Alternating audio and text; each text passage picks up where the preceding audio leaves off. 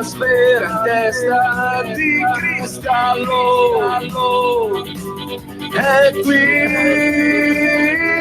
potere al popolo. Sì, va bene, se lo dite voi. Ma io avrei... Chi è che sta confabulando che mi disturba? Sempre lui. Allora, silenzio assoluto che deve parlare. Prego, parla. Volevo i pezzi del tuo ragazzo da dare a Sammy per la radio. Se li ho sul cellulare. Cazzo sta dicendo? Cioè, siamo in diretta nazionale e lui ti tira fuori i pezzi del tuo ragazzo. Cosa voleva dire? I pezzi musicali. Pezzi perché canta! Certo, io non lo sapevo che cantasse. Scusa, come si chiama il tuo ragazzo? Stefano Berretti. Il gruppo si chiama Broberry. Broberry. Allora, abbiamo qui un'illustre sconosciuta il cui ragazzo canta e quindi volevano farmi avere il nome, le canzoni. Com'è dura la vita. Fatemi presentare, fatemi partire. Io parto sempre dai vecchi amici. Il fiscalista Dario Polini. Bene, bravo! Valentina Lucarelli di scenarieconomici.it. Ciao a tutti! Ma poi, guarda caso, ci è venuta a trovare, e qui qualcuno forse ti ha riconosciuto, perché vedo che iniziamo a schizzare in alto, già arrivano, vedo i WhatsApp che appaiono, eccetera, ma è soltanto un caso. Abbiamo la modella e sex symbol internazionale Ines Strocchio!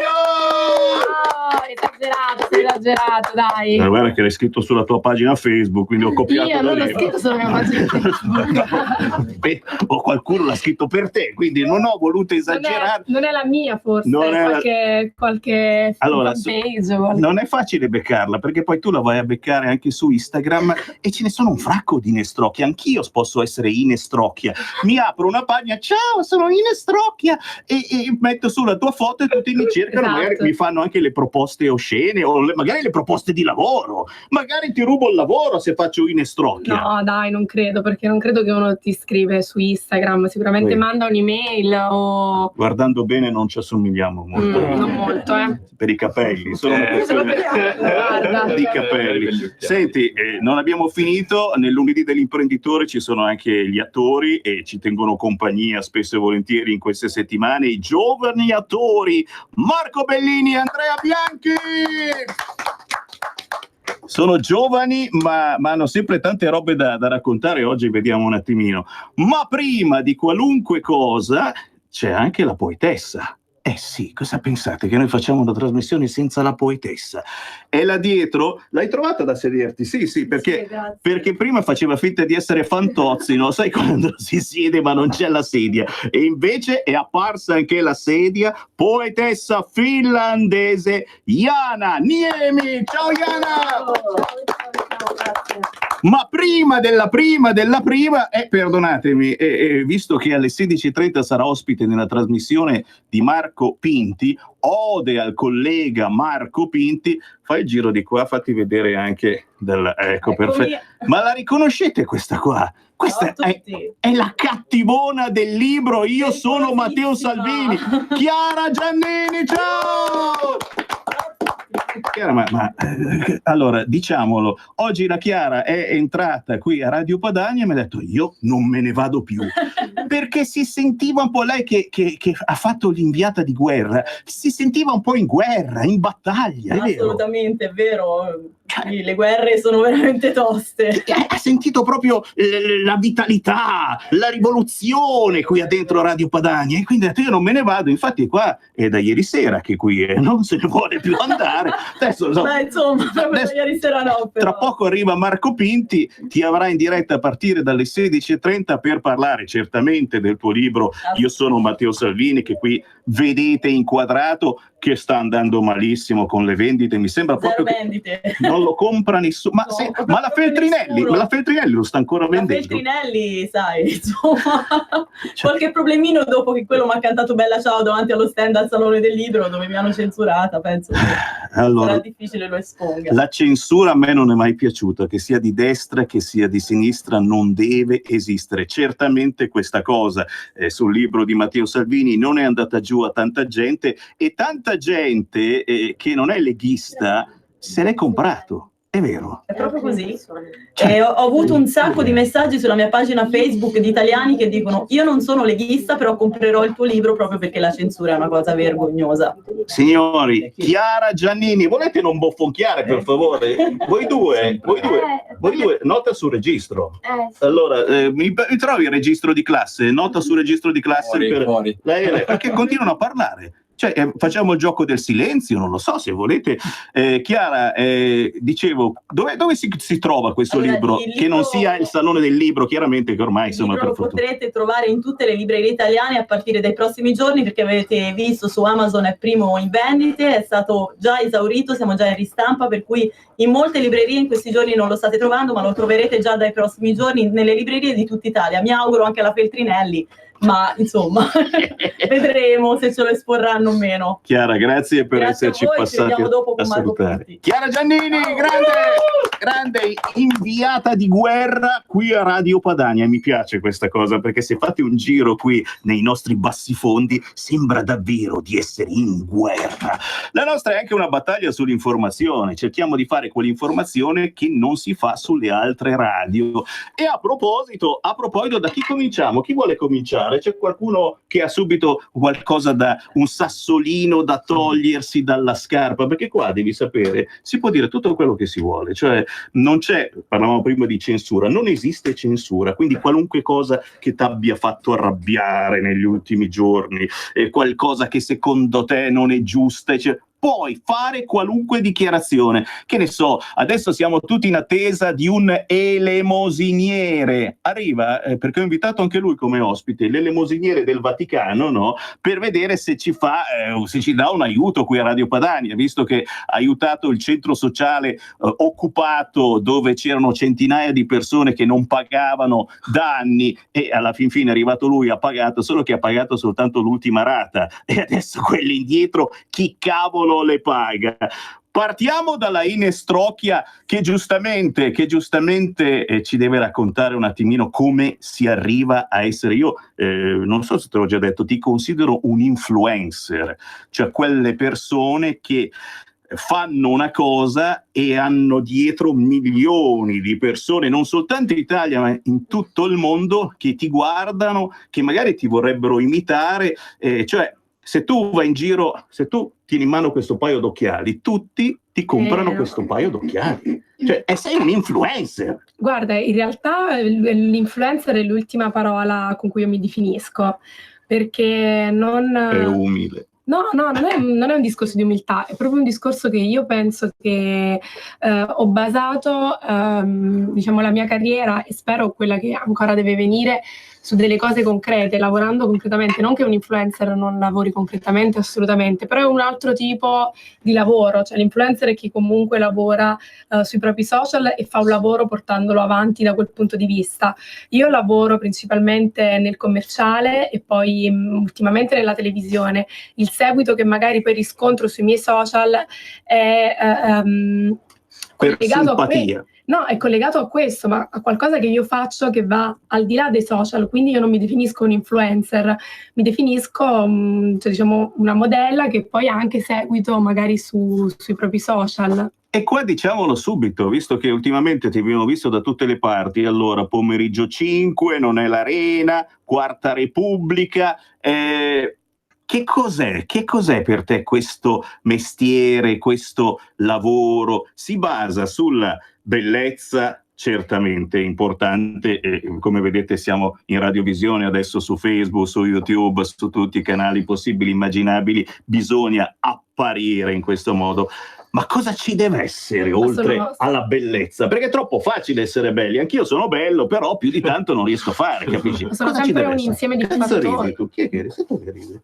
Nota sul registro che rideva. Guarda, è sempre un insieme di fattori. Cioè non è un discorso di bellezza, secondo me, perché se uno basa tutto sulla bellezza troverai sempre qualcuno che comunque è più bello di te. Poi quello è anche soggettivo, quindi non è universale. Sì. E sono un insieme di fattori, sicuramente determinazione, sacrificio, un po' di fortuna, come in tutte le cose, perché non è un discorso di bellezza. Sai, molte persone scrivono a volte è facile avere successo mostrando tette e culo, no? Perché capita che magari io ho fatto dei lavori come Playboy eccetera e le persone scrivono magari questo, e allora direi... È apparsa su Playboy, ma mica solo su una versione, su varie situazioni, giornali eccetera, cioè cosa c'entra? Perché fa vedere una parte del suo bellissimo corpo, e allora? Ma lei vedete che è anche una chiacchierona paurosa. Cioè tu potresti condurre una trasmissione, penso che ne hai già fatte di trasmissioni. No, come conduzione no, però ne ho fatte diverse. Se ti danno in mano il microfono tu inizi a chiacchierare e non la smetti più. Vediamo, può essere. Secondo me ci sta. Comunque, come ti dicevo prima, concludendo il discorso, è che se bastasse mettere fuori 2 tette e un culo, allora direi perché non lo hanno fatto anche gli altri, no?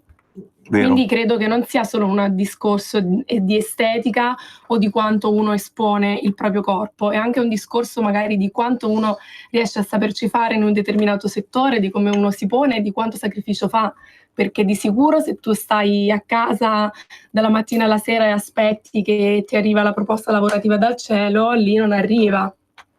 A proposito di comunicazione, cosa pensi? Che non te la faccio questa domanda. Siamo nella radio dove è nato Matteo Salvini. No, non mi fare domande di politica perché non politica, comunicazione.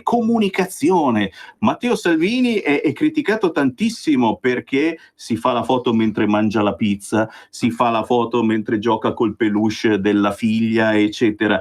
Anche questa è comunicazione. Secondo te è una comunicazione positiva o è una cosa che non si dovrebbe fare in politica? Però è interessante, al di là che uno sia fascista, comunista, eccetera, che ti frega. Però effettivamente dall'altra parte, dalla parte di sinistra, raramente abbiamo visto un personaggio politico importante farsi la foto mentre mangia la pizza, eccetera. E secondo te è una roba da fare oppure bisognerebbe evitare? È importante, al di là proprio delle preferenze politiche. Ma guarda, non saprei, nel senso mi cogli un po' impreparata su questa cosa, perché io penso che ognuno sia libero di esporre le proprie idee nel modo in cui ritiene, non sono io a dover giudicare cosa uno dovrebbe fare o meno, quindi se lui si sente di voler comunicare in questo modo e star vicini libertà, al pubblico. si chiama libertà questa, si chiama libertà, certo, così come se uno vuole scrivere un libro su Matteo Salvini lo può scrivere ed è giusto anche che lo possa vendere, poi uno può dire una boiata perché c'è la prefazione di Maurizio Belpietro magari che mi sta sulle palle, ma no, si chiama democrazia anche questa. Fammi andare dietro di noi, signori, ci sono Dario Polini e Valentina Lucarelli che scrive su scenarieconomici.it. Valentina, io lo so che hai sicuramente una domanda sulla punta della lingua e se non gliela faccio fare, poi mi sento in colpa per tutta la vita, davvero. Valentina! Ma la domanda la devo fare, dovrei farla alla ragazza, alla modella? Se vuoi o se hai un'altra domanda generale, so che lei resiste per circa 5 minuti zitta e poi bisogna farla comunque parlare. No, volevo chiedere a lei se ha fatto anche recitazione, se ha in programma di intraprendere come 2 ragazzi qui presenti in studio la carriera di attrice o per il momento si limita? No, al momento non ho in programma la carriera di attrice, però non mi precludo niente, nel senso che a me piace lavorare nello spettacolo a 360 gradi, quindi come inizialmente ero partita solo nel commerciale, poi sono passata anche alla televisione, magari tra qualche anno potrà appassionarmi anche il cinema. Anche perché credo che sia una carriera abbastanza classica, no? Quella di passare dalle passerelle agli schermi televisivi, no? Sì, assolutamente. Anche diciamo che il cinema comunque, come tutte le cose, ha bisogno di molto studio dietro, quindi qualora un giorno avessi delle proposte lavorative riguardo al cinema, sicuramente valuterò e capirò se è il caso di approfondire questi studi. Anche perché sei giovane. La TV è una via di mezzo tra la passerella e una rappresentazione cinematografica o teatrale, no? La TV credo sia un passaggio più facile da come viatico, no? Ma secondo me non è un discorso di facile, è un discorso di assecondare quelle che sono le propensioni naturali di un individuo.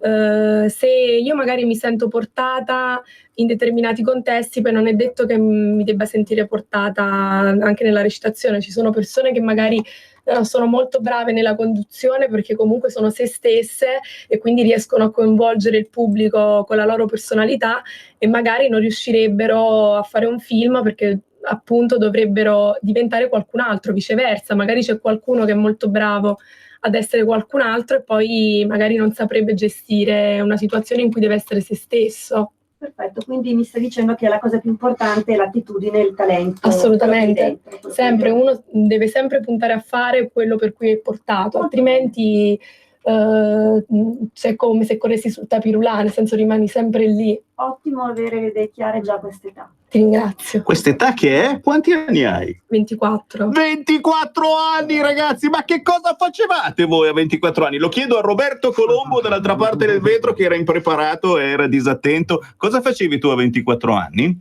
Beh, so tante cose. Se si può dire per radio, chiaramente. Si può dire, sì. Stavo terminando il mandato di consigliere comunale, avevo già iniziato a lavorare. Insomma, l'amore per la politica che cosa fa? Guarda come si riduce uno che ama la politica, e vale anche per il sottoscritto Sammy Varin, capisci? Però no, e vale anche per il resto dello staff di Radio Padania, perché gran parte dello staff non è sposato, non ha figli, niente fidanzata, chi diventa gay o lesbico, le cose più strane veramente. È la politica che ti porta a questa un odietamo praticamente, no? Vuoi aggiungere non qualcosa? Fate politica, fate altro. Se vedete i vostri figli che sono su quella strada, fategli cambiare idea. È vero, è vero. Senti, abbiamo qua di fianco i giovanissimi, dico rispetto a lei, no, beh, siamo più o meno. Marco Bellini e Andrea Bianchi, è un filmettino con Line Strocchia, non vi è venuto in mente di tirarla dentro? Adesso andiamo. Sì. Cioè, adesso voi fate il film che dovete vestirvi da frate, scusami. Sì, guarda, proprio in tema un sacco Da suora è troppo. Sì. Perché? Ha già detto che non si sente in questo momento pronta o... Ma proprio per quello che non si sente pronta, è uno scherzo bellissimo. Cioè, adesso facciamo il film, vediamo un po'. Cioè, la suora comunque deve avere un modo particolare di comportarsi, di recitare, cioè si deve capire che non hai studiato, perché la suora è istintiva, capito? Io ci farei un pensierino nascosto. Tira dentro. Come la monaca di Monza. Questo ed altro.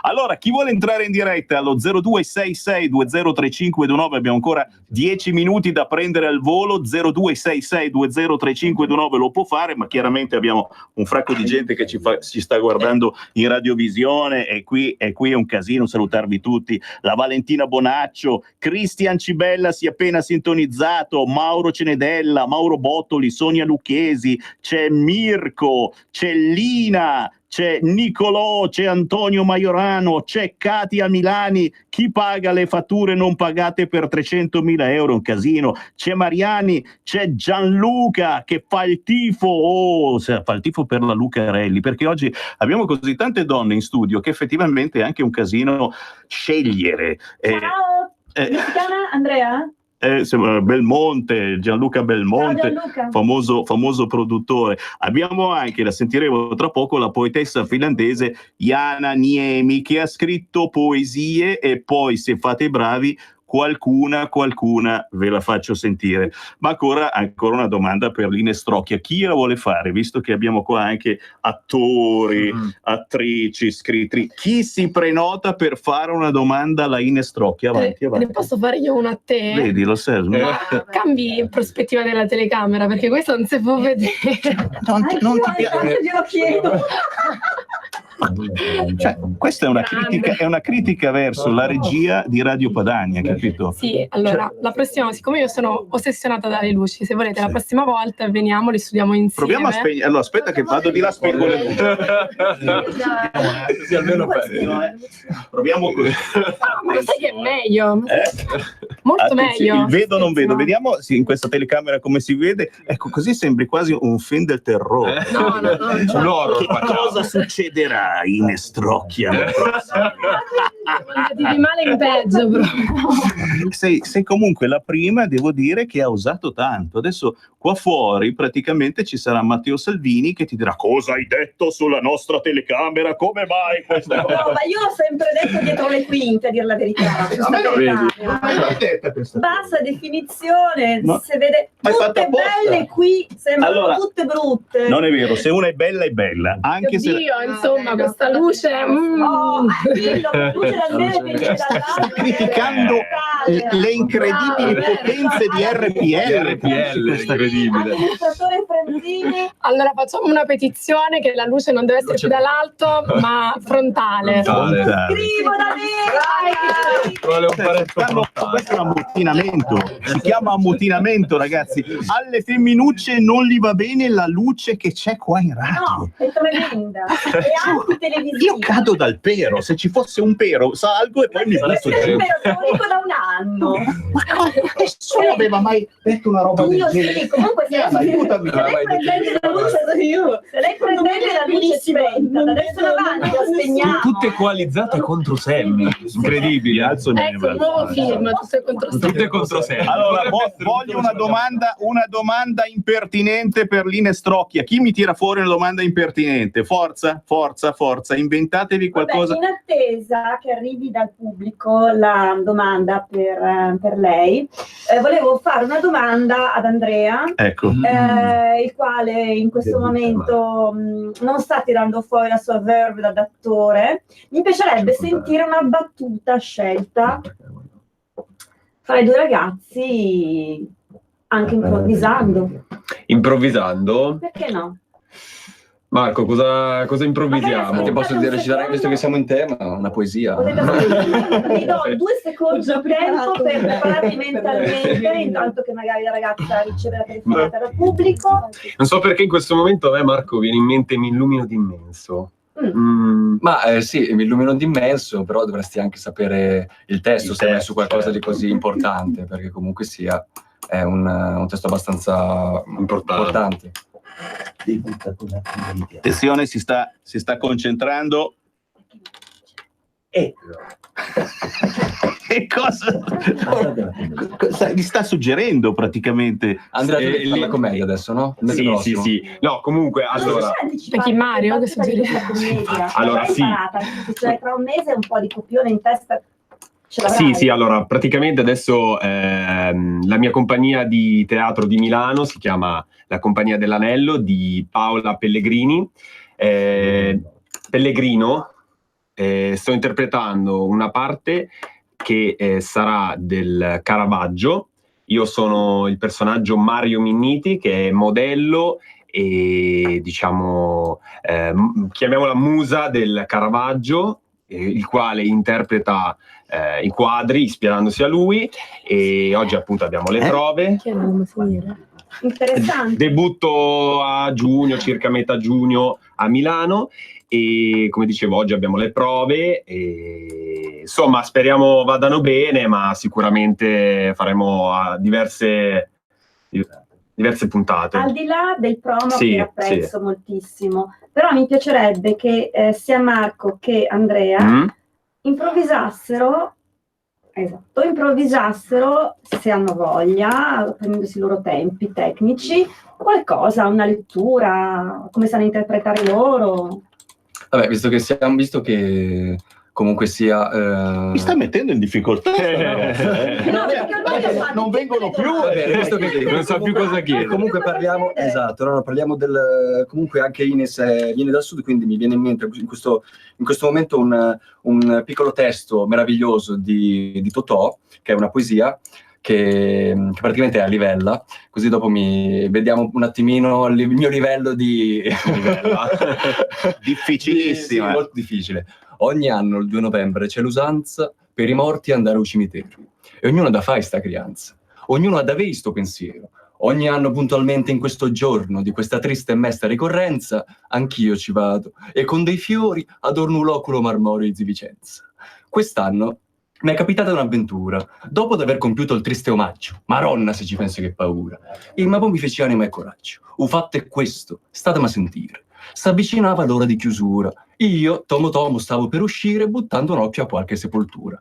Qui giace il nobile marchese, signore di Rovigo e di Belluno, ardimentoso eroe di 1000 imprese, morto l'11 maggio del 31. O stemma con la corona soprattutto, sotto una croce fatta di lampadini, 3 mazzi di rose, una lista di lutto, candele, candelotti e 6 lumini. Proprio accanto alla tomba di questo signore c'era un'altra tomba picciridda, abbandonata, senza manco un fiore, con segno solamente una piccola croce, e sopra croce appena si leggeva Esposito Gennaro Netturbino. Guardandola che pena mi faceva sto morto senza manco un lumino. Così è la vita, tra me pensai, c'è chi ha avuto tanto e chi non aveva niente. Ma questo povero uomo s'aspettava che pure all'altro mondo era pezzente. Mentre rimuginavo questo pensiero s'era già fatta quasi mezzanotte, rimasi chiuso prigioniero, morto di paura, dinanzi ai canelotti. D'un tratto che vedo da lontano 2 ombre avvicinarsi a parte mia. Pensai, sto fatto a me mi pare strano. Son guaiato, dormo e fantasia. Tu che fantasia, ero un marchese, con la tuba, la caramella e un pastrano. Accanto a lui un brutto arnese, tutto fetente, con una scopa in mano. E quello sicuramente è Don Gennaro, un morto poverello, scopatore. Ma in sto fatto non ci vedo chiaro. Sono morti e si ritirano a quest'ora.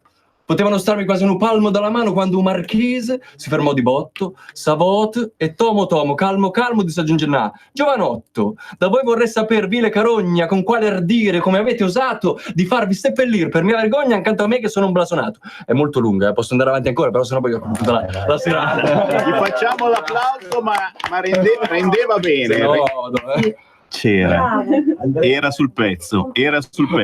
Ragazzi, stiamo per andare in pausa, ma prima voglio sapere da Ines cosa bolle in pentola, quali sono i prossimi impegni, dove ti vedremo, dove non ti vedremo, magari cosa hai voglia di fare. Ti piacerebbe saperlo. Sì, la cosa più quella che allora dico, rimanete sintonizzati sui miei social, così io vi dirò tutte le novità.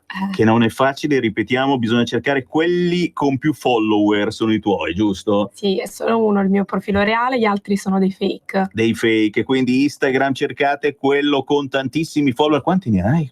Oltre 400.000. 400.000 persone che ti guardano. Che è una roba strana anche. Posso fare anche un programma radio, no? Che pensi?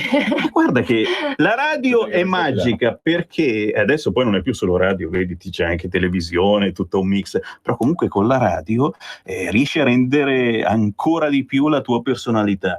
E da persona che fa radio da tanti anni ti faccio i complimenti perché parli molto bene. Ti ringrazio. Sembra davvero che hai studiato dizione, recitazione o che comunque hai un'attitudine a parlare in un microfono, e non è da tutte quelle che fanno il tuo mestiere. Ho comunque fatto delle altre trasmissioni radio proprio come format, partecipando attivamente, quindi un pochettino sono pratica. Però ti ringrazio. Ma sembra che ti piaccia anche proprio parlare, cioè molti, anche cantanti che intervisti, il cantante è un cantante, cioè canta, gli fai una domanda, magari ti risponde sì, no, aggiunge una mezza frasettina, eccetera. Tu hai anche la propensione per parlare, per comunicare, ed è importante, ragazzi, saper comunicare con il proprio corpo, ma utilizzando anche tutti i canali disponibili, quindi la voce, quindi la trasmissione di pensieri il più possibile intelligenti, ragazzi. Oggi diciamo tante cazzate, ogni tanto sentire qualcuno che parla bene come Ines Trocchia ci fa bene alla salute. Ines, grazie. Ines, ti vogliamo ancora in via Bellerio, passaci quando vuoi trovare. Ciao. Buonasera a tutti voi che siete all'ascolto, ben sintonizzati sulle frequenze di Radio Padania Libera, e benvenuti a questa nuova puntata del Mondo di Tarkus. Il Mondo di Tarkus si aspetta ogni sabato sera a partire dalle 21:30 sulle frequenze di Radio Padania Libera. Il Mondo di Tarkus è tornato.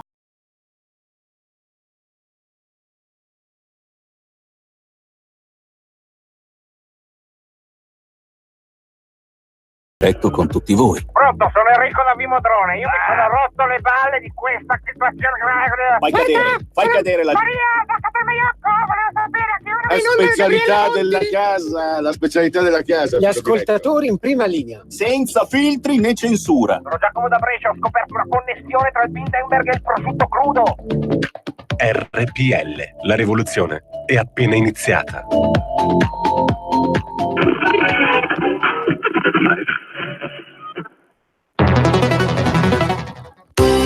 Sono Giovanna. Mondoflex. Voglio presentarvi una nuova promozione Mondoflex. Un materasso in memory, ergonomico, a 2 strati, completamente sfoderabile, a soli 199 euro. Con Mondoflex dormite sonni tranquilli. Vi aspetto. A Treviolo e a Melzo, il sabato orario continuato. Mondoflex reti e materassi. A Treviolo, Melzo, Monza, Erba, Crema, Castelmella Brescia e Desenzano del Garda. Mondoflex, fornitore ufficiale Atalanta Bergamasca Calcio. Messaggio per tutti gli imprenditori, gli artigiani, i commercianti, i liberi professionisti. Hai un'attività? Dei prodotti da promuovere? Prova la pubblicità sulla nostra radio. Radio Padania ha preparato per te una grande promozione per aiutarti a sostenere la tua attività a tariffe davvero straordinarie. Informati, vedrai che si può fare. Mandaci una mail all'indirizzo spot@radiopadania.net. Con Radio Padania si può fare. Va ora in onda la rassegna stampa di Giulio Cainarca. Direttore. Mi raccomando, diciamoglielo tutti, perché c'è Giulio Cainarca. Non telefonate quando torna Giulio. Giulio c'è. Non è mai andato via. E tutte le mattine dalle 7:30 alle 9:30. Però Pinti non parla. Mai, non parlo mai. E se per caso ci sono io, non telefonate per chiedere quando torna Cainarca. Avete capito? Perché ho preso il pullman alle 5 per venire da voi. Sulla notizia, storica trasmissione condotta da Matteo Salvini. Ma perché non vi rassegnate? Perché andiamo avanti a fare moschee, fare tutto, facciamo tutto quello che vogliamo. E la conduce Giulio Cainarca dalle 9:30 alle 10:30. Sei un lecchino, Antonio, smetti di dire la conduce Giulio Cainarca, lo sanno, il direttore. Avete detto tutto voi. È una trasmissione dove potete telefonare, whatsappare, smsare, tutto quello che volete. Solo pagani, buona mattinata a tutti. Onda Libera. Per Antonio, Onda Libera, la trasmissione condotta da Antonio Verna. La storica trasmissione di Antonio Verna su Radio Padania, Onda Libera, chi non la conosce? Ah, è bellissimo, a che tempi, quando Antonio Verna conduceva nel 73 Onda Libera, bei tempi. Ma che nel 73, oggi insieme sia quell'altro, come si chiama? Giulio Cainarca. Sì, alle 10:40, alle 10:40, sì. 10:40 del mattino. Fino a mezzogiorno. Ah, che bello! Potere al popolo! Sammy! Parapapà, dalle 14 alle 16. Bidibodi, buppaparapà, bidibodi, yeppaparapà. Puro territorio! Sono Giovanna della Mondoflex! Ciao Giovanna! La trasmissione Revelot di Marco Pinti. No, non è mica il leghista dal volto umano? Sì, è Marco Pinti, Sammy. Marco Pinti, il leghista dal volto buono, umano, più vero, lo sguardo sincero. Irriverente, potrebbe essere anche...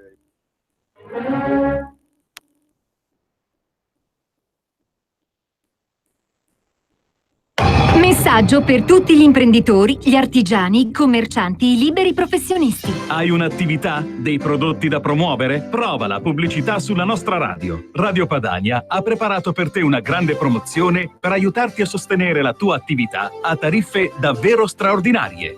Informati, vedrai che si può fare. Mandaci una mail all'indirizzo spot@radiopadania.net. Con Radio Padania si può fare.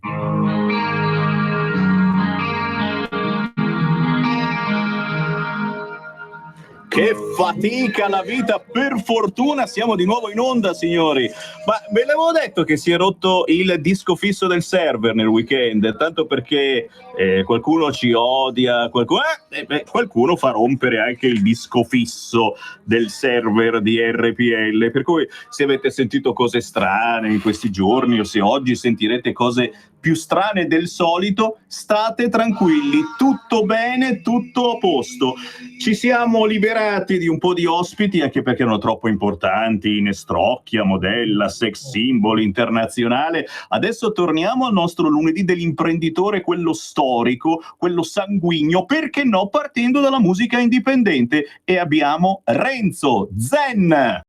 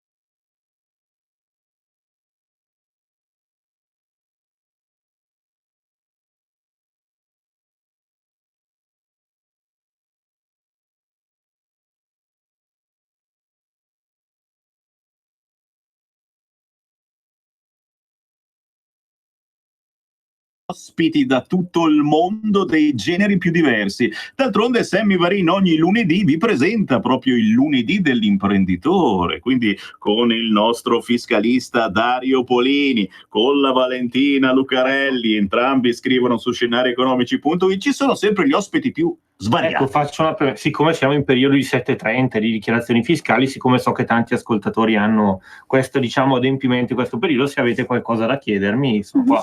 Quindi, bella idea, mettete nei guai il fiscalista, fategli qualche domanda difficile che lui gode a rispondervi. 0266203529 per chi vuole telefonare in diretta, ma intanto ci siamo sentiti un pezzo molto particolare che richiama alla meditazione. Non lo so soltanto che lui effettivamente si fa chiamare Zen, in realtà si chiama Renzo Maggiore, però suona ancora meglio dire Ren Zen. Fatemelo salutare, ciao Renzo!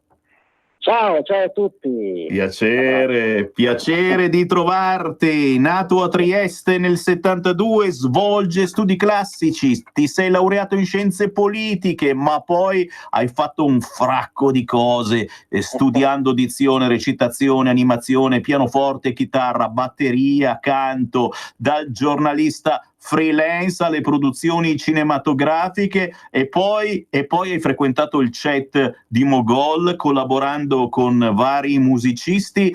E la tua musica oggi, che cos'è la tua musica? Perché qui c'è un intero album da scoprire, ci dirai anche dove andare. Quali sono gli ingredienti della tua musica? Sono multitask. Gli ingredienti sono vari. Questo album si intitola Se ascoltassi, e quindi mi invito all'ascolto oltre che allo zen, ovviamente, come giustamente stavi dicendo tu, ed è un insieme di canzoni a carattere cantautorale.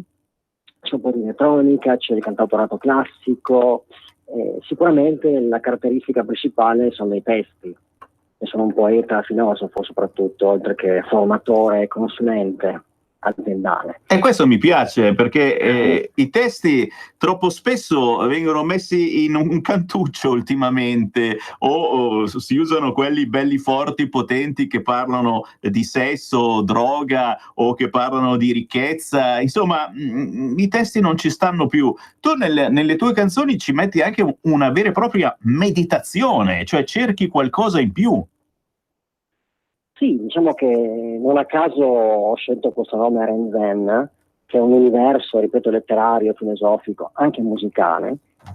Ci metto qualcosa in più perché intanto sono cose che sento quando scrivo, come tutti gli artisti, penso, però ci aggiungo delle cose che c'è bisogno di dire, secondo me. Quindi mi invito alla meditazione perché vedo che stiamo un po' andando sulla deriva del riempimento, no? Si insegna tanto in realtà, si mette molta cultura dentro le teste, ma si svuota poco, svuota nel senso positivo, perché la Zen insegna a svuotare la mente.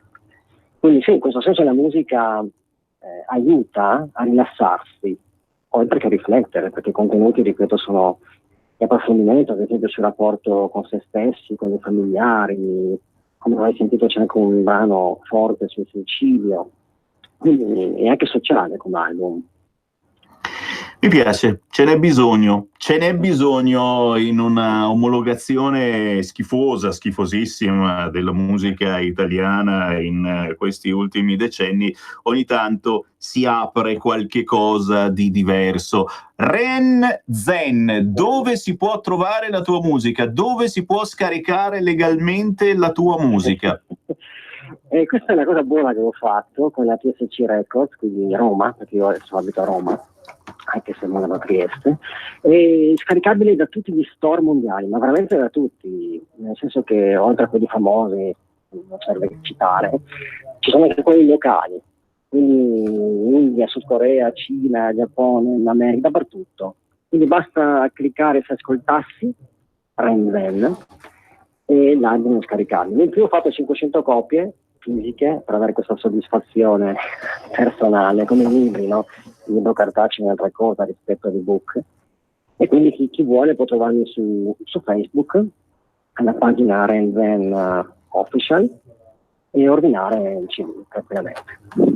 Signori, c'è poi il sito renzen.it, fate ancora prima, però il bello è comunque andarlo a cercare, scaricare la musica, regalarla, pensarla, perché la musica va anche pensata. Complimenti davvero, e Renzo, se passi da Milano, mi raccomando, fammi un trillo, perché una bella ospitata in studio ci vuole davvero per te, ok? Prima o poi arrivo. E grazie ancora. Renzo Maggiore, ciao Ren! Ciao a tutti. Ciao. Ed eccoci qua, siamo solo noi. Lucarelli, sei contenta?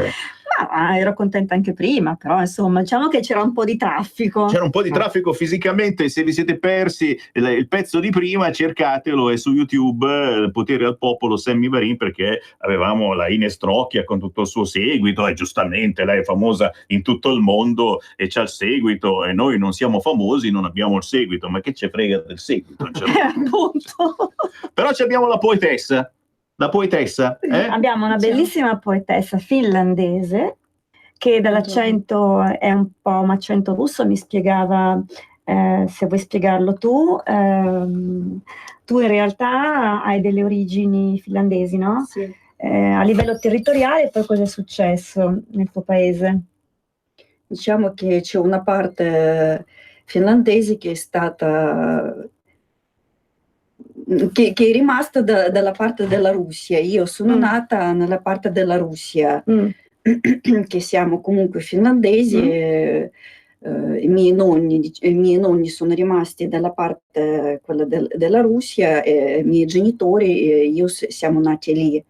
Perciò siamo portatori anche della lingua russa. Ho 2 madrelingue, il russo e il finlandese. Nelle altre lingue, nelle lingue straniere, comunque porto questo accento del paese dove sono nata. Sì, ti contraddistingue. Comunque anche a livello somatico è difficile distinguere una russa, credo, da una finlandese, no? No, i colori. Somatico comunque sono comunque finlandese, Sì, perché se mi presento in Finlandia ti riconoscono. Ma sentiamo un po' la pronuncia delle 2 lingue, che sono curioso. Dai, per esempio, sì. non so, ci dici buongiorno in finlandese, buongiorno in russo. In russo sarebbe Добрый день, in finlandese sarebbe Hyvää päivää. Sì, effettivamente. È molto più dolce la Effettivamente lingua diverso. finlandese, molto più dolce. Sì, a volte quando cammino al parco per la strada, a volte da lontano italiano mi sembra che parlassero in finlandese, perché c'è questa è più cantilenato, giusto? Esatto, più a volte da gradevole. lontano mi sembra, ma parlano finlandese, poi vicino a noi è italiano. Ma la Finlandia è in Europa?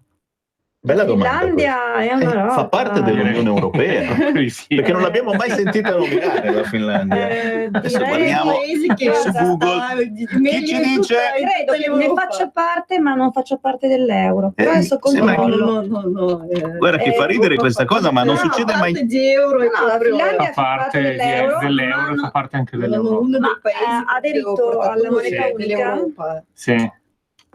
Aspetta. Stiamo cercando, Ci sono altri paesi che hanno fatto dei referendum e non hanno adottato la moneta unica. Esatto. Però non è il caso della Finlandia. Cioè si fa i fatti suoi, non succede mai niente in Finlandia. Sto cercando notizie di Il paese cronaca. è molto pacifico, come non si parla di... La ricetta della felicità finlandese: sauna, amore e banda larga. Rimanendo su internet, la Finlandia è il paese più felice del mondo. Cioè è uscito praticamente 15 giorni fa questo articolo sull'ANSA. La Finlandia si conferma per il secondo anno il paese più felice del mondo. Vi faccio vedere anche gli euro finlandesi. Pazzesco. Allora, secondo me anche perché c'è tranquillità e non parlano tanto. Allora, i finlandesi parole creano parlano a volte poco, il finlandese.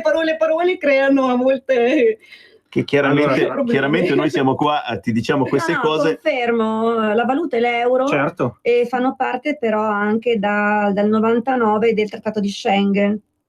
ecco, facciamo una premessa, magari non è molto nominata nell'Unione Europea, magari anche per, Anzi, dal 2001. per il suo peso per quel che riguarda la popolazione, che è di 5 milioni, quindi in Italia siamo 57 così a occhio, adesso non so. Però, quindi sembrerebbe quasi che la ricetta per la felicità è essere in pochi. no, diciamo che essendoci, come lei potrà confermare, delle difficoltà dovute soprattutto al clima, abitare in Sì. alcune zone remote, la popolazione probabilmente si concentra quasi tutta nelle aree urbane, Helsinki e dintorni. Poi so che ci sono dei laghi bellissimi lì in Finlandia. Paesi dei laghi. Sì, e so che c'è questa tradizione di portare la legna sui fiumi che vengono fatti scorrere, no? C'è una grossa, Sì, questo diciamo, anche in Russia, sì. c'è una grossa raccolta di legna, sì, e poi ovviamente le saune che sono famose in tutto il mondo. La sauna finlandese, chi non l'ha mai La fatta? sauna è la parola finlandese, sauna è la parola finlandese. Sì, sauna. Bene. Ignoranti che Ne sappiamo una almeno di parola finlandese, sauna, possiamo dirlo Senti, con orgoglio. ma la domandona, adesso abbiamo detto la Finlandia è il paese più bello, più felice del mondo, e che ci fai tu qua in Italia? Dico, ma chi te l'ha fatto fare? L'amore. È per amore, ti ha fatto innamorare un italiano? Sì, Di dove, se sono curioso? milanese. Mi veniva in mente il napoletano, che di solito i napoletani o comunque del sud sono quelli che riescono, sai, sono calienti, caldi, un po' gelosi, invece no, di Milano, ma ha origini No. magari del sud. Ma perché? Perché sono curioso. Può essere comunque Hai visto? Hai nata visto? a Milano nello Perché stesso loro ospedale sono dove è freddi. nata la nostra figlia. Loro sono sempre in sauna perché sono freddi al nord e hanno bisogno di uno caliente. Dico, dove vai te? Vuoi uscire stasera? No, stasera non esci. Stasera non esci, in casa assolutamente. Cosa vai? Questi pantaloni non metterli più troppo Come sexy, vedi, no? Va glieli bene. fa mettere invece. Sai, magari non lo sa. Il marito è Magari non lo sa. Io non lo chiedo che cosa mettere. Brava, mai Sto scherzando, chiederlo. però mi viene un po' questa situazione, si cerca una persona che sia protettiva e che ti sappia dare fiducia, ma nello stesso tempo che ti tenga un po' a bacchetta, no? Lucarelli non è d'accordo, dimmelo che non No, sei stavo d'accordo. pensando magari che gli uomini nordici sono un po' freddini.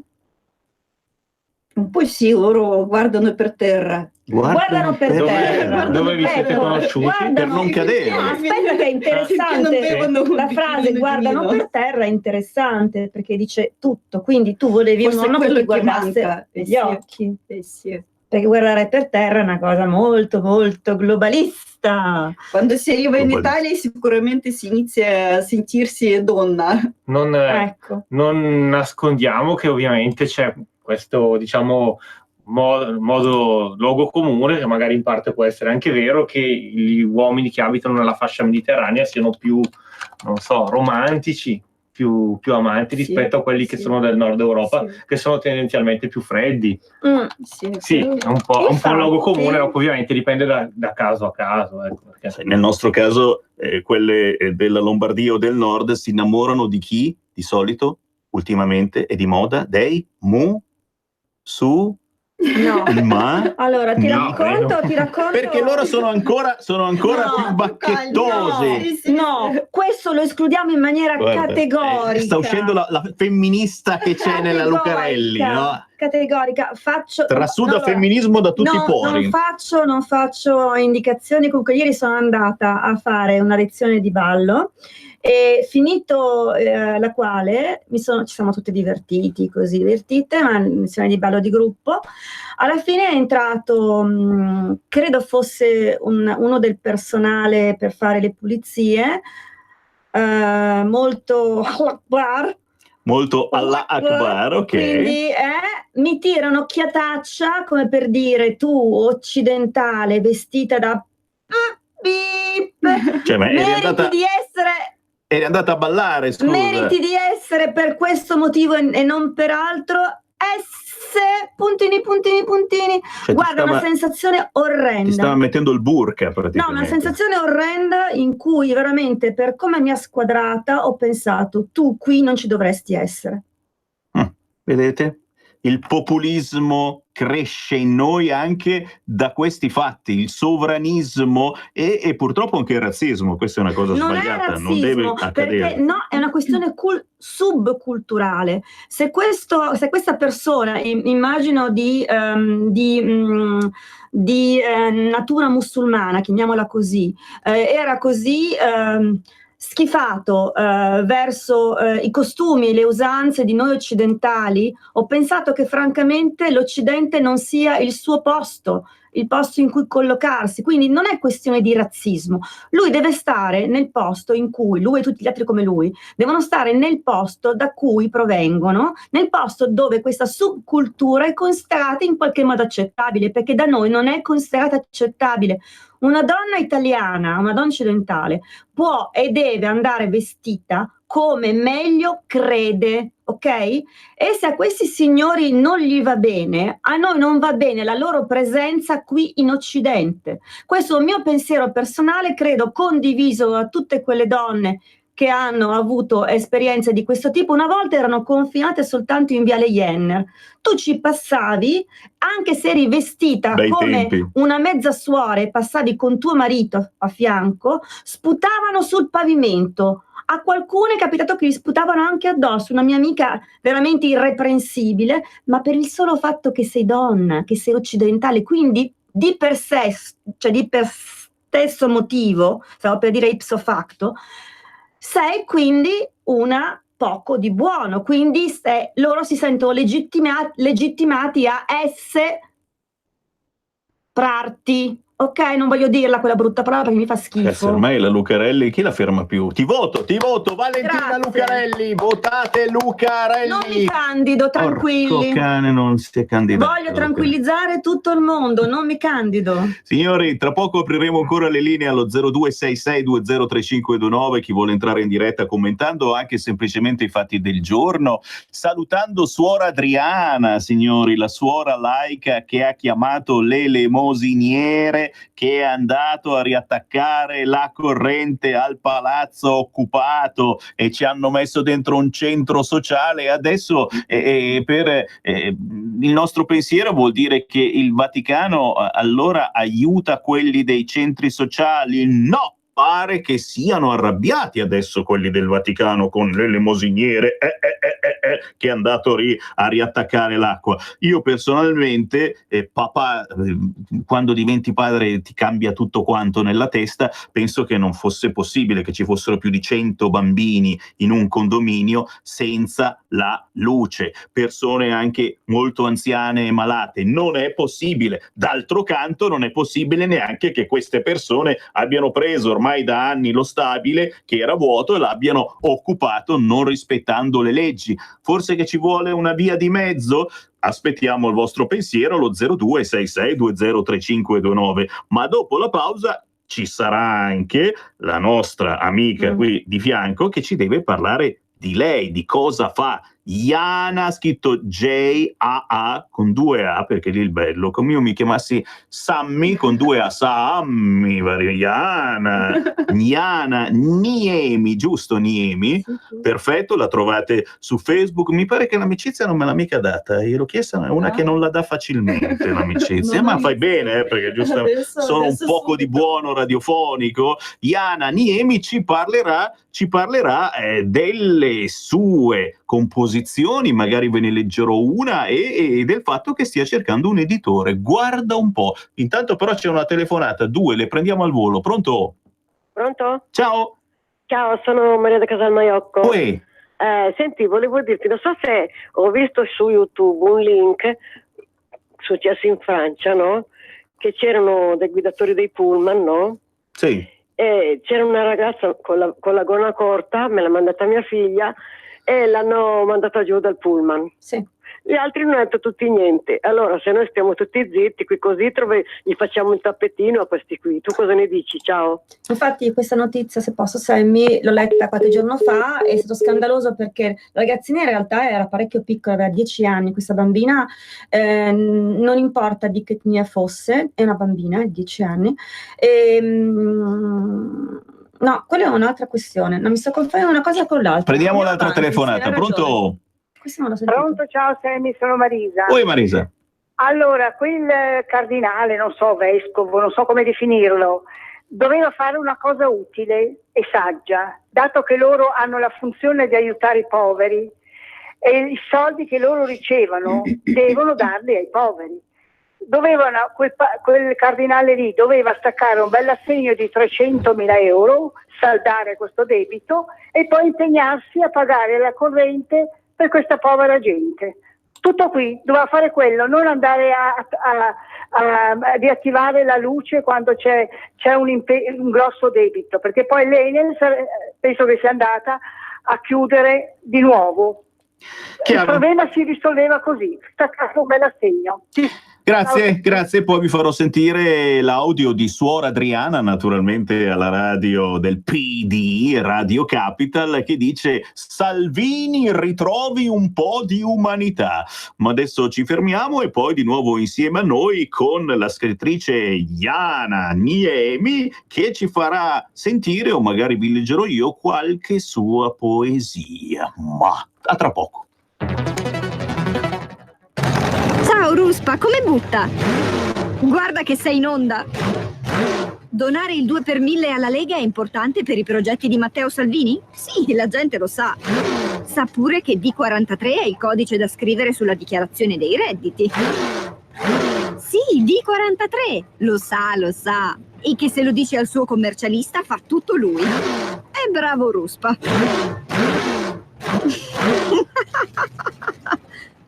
D43 è una sigla importante. Serve a dare più forza ai progetti che Matteo Salvini vuole realizzare. Quest'anno il 2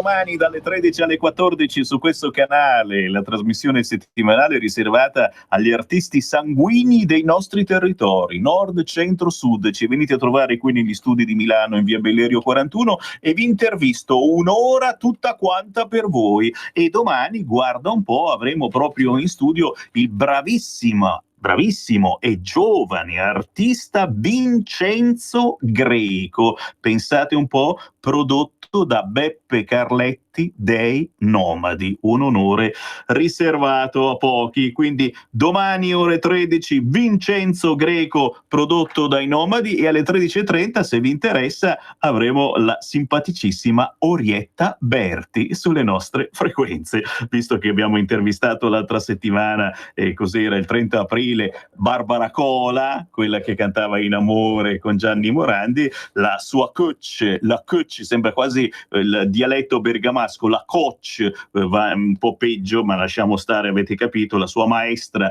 nella trasmissione Ora o Mai Più era proprio la Berti, l'Orietta Berti. Domani alle 13:30 Orietta Berti su RPL. Visto che sono in tema di promozione, non posso non ricordare che domani mattina alle 10:30 lo sapete chi intervistiamo? Non immaginate neanche lontanamente, Albano. Albano su RPL domani mattina ore 10:30, e ho detto tutto.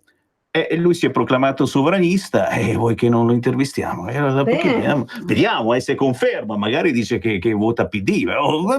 Vediamo cosa succederà. Intanto chiamiamo la nostra ospite che abbiamo avuto qualche tempo fa. Lei è veramente una tosta. Oggi tutte donne toste negli studi di RPL, e mi fa piacere, perché comunque bisogna rilanciare anche l'aspetto femminile, bello, bella presenza, parlare bene, ma anche avere dei contenuti importanti da lanciare, e quest'oggi stiamo facendo una carrellata molto generale, secondo me intuitivamente importante. La figlia Giancarla Garbelli, figlia di chi? Figlia di Giancarlo, scusate, il pugile Garbelli, fu colui che vinse un fracco di cose, il Giancarlo Garbelli, cioè adesso ci ripete un po' lei quante gare ha vinto e che figata di vita sportiva ma anche umana ha fatto. Lei ha scritto un audiolibro su suo padre che sarà presentato questo mercoledì 15 maggio ore 18 all'Arena Brera di Milano. Come minimo la dobbiamo salutare. La Garbelli, ciao! Ciao Sammy. Se capisci più niente. Oggi mi hanno entusiasmo qua è veramente ai massimi. Ma siamo nel lunedì dell'imprenditore. È per quello, perché oggi mi hanno portato cani e porci. Scusami, mi hanno portato cani e porci. Giancarlo Garbelli. Non capivo più niente. È lui l'eroe del ring, è il nostro più grande campione di sempre. Senti, ma quanti ne ha vinti? Tuo padre quante ne ha vinte di gare? Quante? Ma non sono gare, sono match. Io ti parlo così da un ignorante, no? Uomo. It's a man versus man, uomo contro uomo, non sono delle gare, sono proprio dei match che vanno dai 12 all'epoca di mio padre fino ai 15 round di 3 minuti l'uno. Prova a fare te 3 minuti se sei capace. Col cavolo, mi buttano giù subito come una pera cotta. E allora la Gianna... allora mercoledì 15 ci sarà veramente la crema della box milanese, delle periferie milanesi, della provincia, della regione, di tutte le regioni confinanti, perché verranno dal Veneto, verranno dal Trentino, dal Piemonte, dalla Liguria, dall'Emilia Romagna, insomma sarà un evento gigante all'Arena Brera, quindi mio papà, io ho avuto il privilegio anche di conoscere Gianni Brera, ero una bambina, me lo ricordo, e lui che ha dato il soprannome a mio padre di Fighter, che vuol dire combattente. L'ha proprio scritto, l'ha proprio, come dire, proprio citato. La storia di Giancarlo Garbelli è quella del nostro dopoguerra. è il vero fighter. Alla box si va per vedere picchiare, non per sdistinguersi ai surrogati della scherma. Quando dico scherma voglio dire schermaglia, no? Anche quando noi dialoghiamo, quando noi parliamo, o hai un contenuto o se non hai niente da dire, forse c'è qualche cosa altro da fare. E io aspetto tutta Milano, ci sono personaggi, abbiamo i campioni professionisti, Luca Rigoldi che viene da Vicenza, fresco, 26enne, appena vinto il titolo europeo lo scorso novembre in Francia e l'ha confermato lo scorso 25 aprile sul ring di Brescia. È stata una serata fantastica, riuscitissima, e lui è veramente la nostra stella attuale. Poi ci sarà Giuliano Gallo, che invece non ce l'ha fatta nella conquista della cintura dell'Unione Europea, ma credo che si rifarà. Io ho fiducia perché è giovane. Quando uno è giovane nella box l'energia e l'entusiasmo rimane, è quando si va sul finire che ormai gli anni migliori sono andati. Quindi in Giuliano Gallo ci credo. E poi c'è ovviamente la nostra campionessa, parlando di donne che sanno il fatto loro e che sono altamente competitive, come Simona Galassi, che verrà apposta da Forlì, campionessa mondiale WBC, che WBC vuol dire Consiglio Mondiale del Pugilato, e verrà Cristian Sanavia da quel di Padova, di Pione di Sacco, che è il nostro peso supermedio. Dopo di lui non abbiamo ancora avuto nessuno, per cui sia per Simona e sia per Simona Galassi che Cristian Sanavia aspettiamo che le nuove generazioni siano in grado di darci le stesse, se non più grandi soddisfazioni, perché loro sono stati veramente giganti. Quindi avrò un parterre di campioni assolutamente al mio fianco, di cui sono veramente onorata. E poi ho ovviamente le istituzioni, ho il presidente della Lombardia, del CONI Lombardia, il gran canoista di Oreste Perri, che è una personalità veramente eccezionale, con un cuore grande per lo sport, non solo per la canoa, per il pugilato, veramente per gli sport di sacrificio. Che richiedono molto sacrificio, come appunto il ciclismo, come appunto la canoa, come appunto la box in assoluto. E poi ho la vice presidente del comune di Milano, Laura Molteni, che la so sportiva, ma la conoscerò meglio all'arena, alla Palazzina Piani, alle ore 18 del 15 maggio, dove vi aspetto tutti. Poi ci sarà il presidente della Federazione Sportiva Italiana, viene da Roma, Vittorio Lai, e il segretario del titolo europeo, nonché delegato del Consiglio Mondiale di Pugilato, Enza Jacoponi, quindi una lady, come dire, di ferro del nostro sport, della box. Quindi sono tutte personalità eccezionali da un punto di vista sia sportivo e sia da un punto di vista istituzionale per lo sport. E poi il nostro professore della Commissione Medica Mondiale, che è veramente da 40 anni l'esperto della salute dei pugili, della salute degli sport di sacrificio, professor Mario Sturla, che insegna anche all'Università di Pavia. Quindi abbiamo proprio delle eccellenze. Sarà una giornata, un pomeriggio dalle 18 in poi alla Palazzina Piani, dove veramente ci ascolteremo, ci diremo, ci parleremo.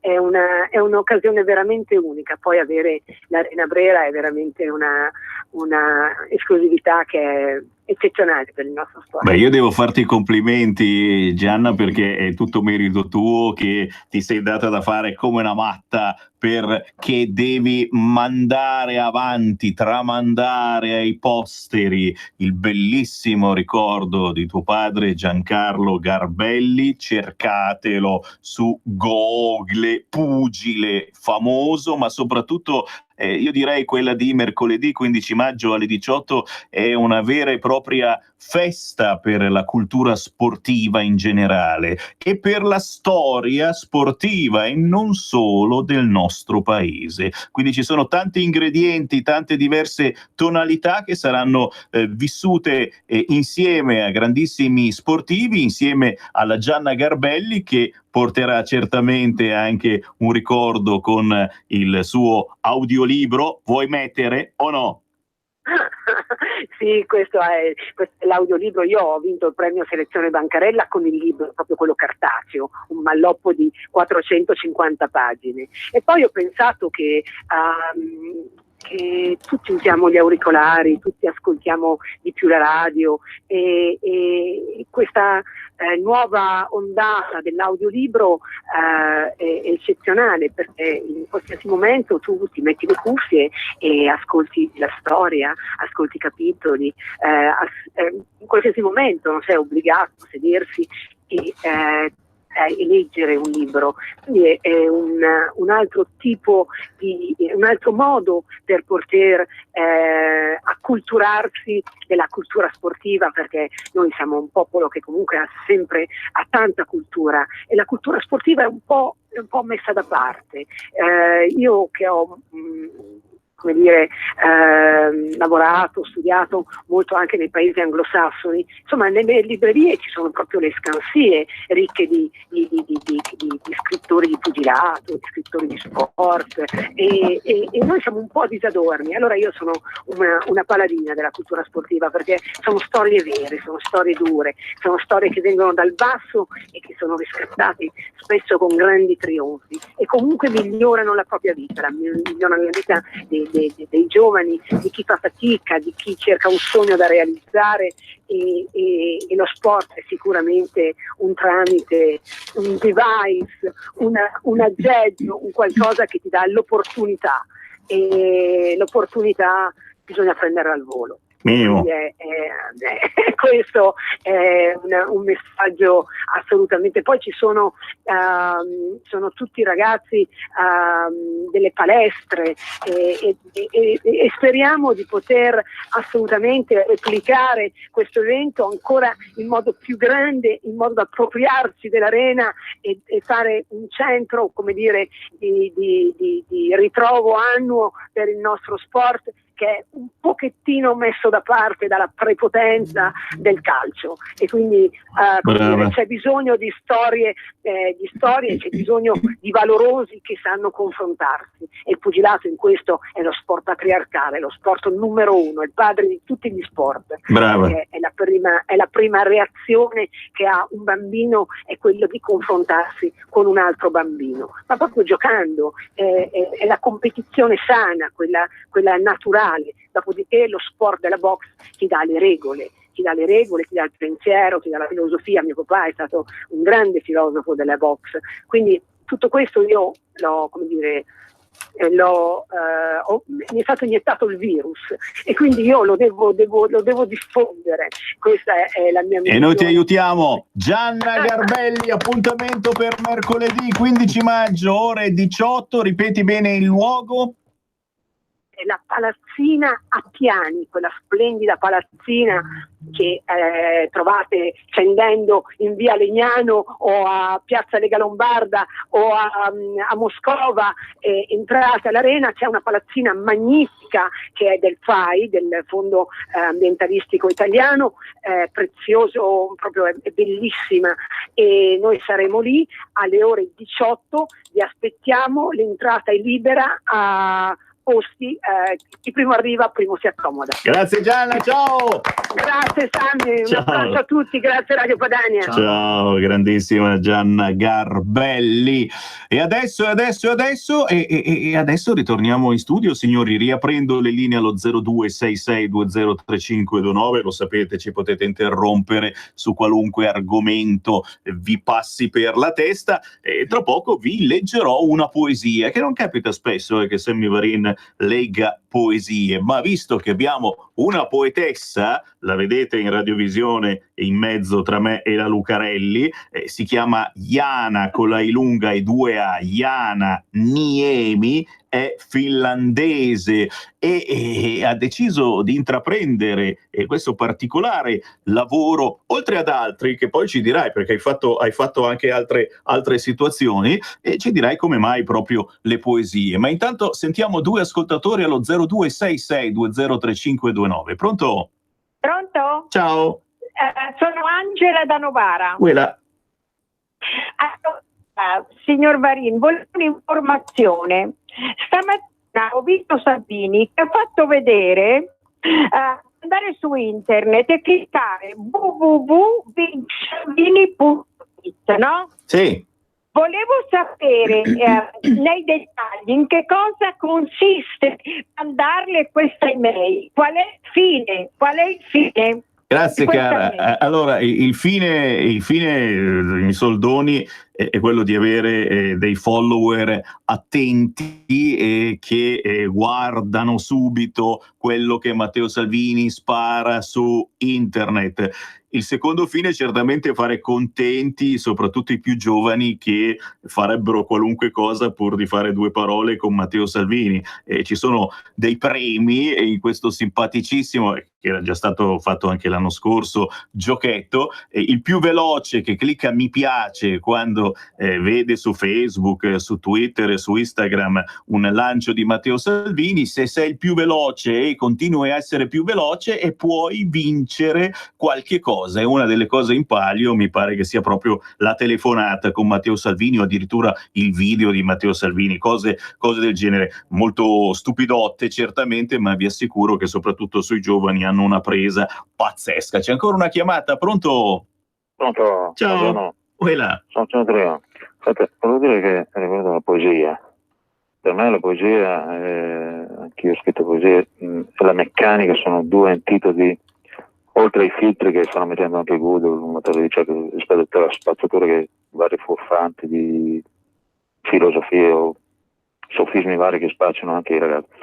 Quindi la meccanica di Henry Ford e la poesia per me sono due antidoti più forti dei filtri che sarà costretto a mettere Google rispetto alla spazzatura che circola nei vari social. Ecco, questo secondo me è importante. Ecco. Grazie caro, e in effetti non si parla mai di poesia, sembra sempre che sono cose più importanti di cui parlare. C'è ancora una chiamata 0266203529, magari chiama anche l'elemosiniere, chi lo sa. Pronto? Pronto Sammy? Ciao. Ciao carissimo, sono Sandro Costa. Quella, eccolo lì. E questo è un altro di quelli molto attenti a ciò che accade, vero? Mi interessa seguire le cose, indubbiamente, certo, sì. Niente, senti, intanto prima cosa volevo quasi chiederti, come ho detto anche in redazione, è una cosa personale, però penso che chi ha piacere seguirmi pensa che io non sono più su Facebook, invece non è così.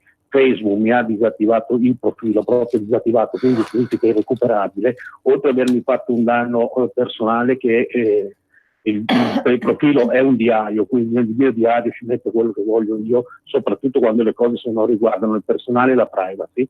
Niente, praticamente ho aperto un nuovo profilo, quindi chi mi vuol seguire mi può cercare nel nuovo profilo sempre come Alessandro Costa. Ecco, perdonami, ti interrompo, ma stai dicendo una cosa molto importante, nel senso che non è successo soltanto a te, lo hanno detto anche nei telegiornali, ma in questi giorni Facebook sta chiudendo un fracco di profili, per cui salutiamoci qua, signori, probabilmente chiuderanno anche quello di Sammy Varin, mi hanno bloccato per decine di volte, la chiusura è vicina.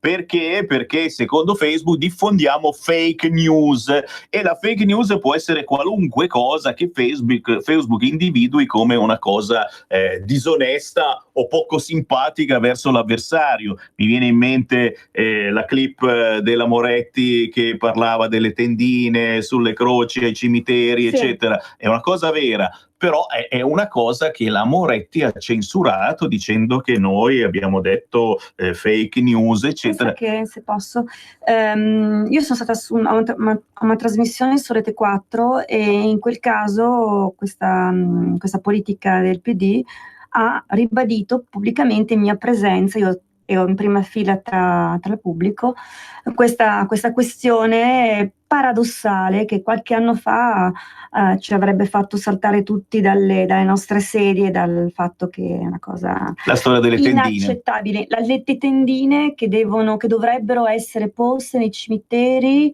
per nascondere agli occhi dei non credenti le croci cristiane, cioè L'inizio della fine, c'è ancora della Costa fine, che voleva dire ok. qualcosa. Pronto? Ok. Sì, Sammy, Vai, Costa. il discorso era questo. Questa cosa che tu mi hai appena detto, io l'ho letta su internet e sui giornali di affari italiani ed effettivamente la confermo. Però quello che mi è successo a me, siccome io sono uno che faccio le zecche dei pulci, tanto per farti capire, ho risposto a Facebook, alle mail che mi hanno mandato, ho detto che gli standard che mi hanno accusato non erano per niente quelli che io riconoscevo. Hai fatto bene. Ho detto scendete nello specifico. Mi hanno risposto dicendo che il mio profilo era pieno di foto di nudo pubblicate. Io adesso la cosa l'ho messa in mano ai carabinieri e alla polizia postale, Hai fatto perché bene. comunque a Zuckerberg non gliela faccio buona. Questa era la cosa di avviso che mi premeva dire agli amici, che possono tranquillamente testimoniare tutti che nel mio profilo robe di DM non ne sono mai state pubblicate.